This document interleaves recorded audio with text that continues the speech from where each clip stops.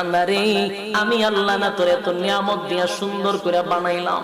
এই আসমান বানাইয়া কোরআনের কোথাও বলি নাই আসমান সুন্দর করে বানাইছি, জমিন বানাইয়া কোথাও বলি নাই জমিন সুন্দর করে বানাইছি, গোটা সৃষ্টি জগৎ বানাইয়া কোথাও বলি নাই সুন্দর করে বানাইছি।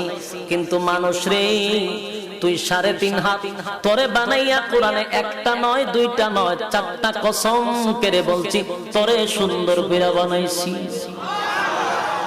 একটা দুইটা না 4টা কসম করে আল্লাহ বলছে মানুষ তোরে সুন্দর করে আমি আল্লাহ বানাইছি।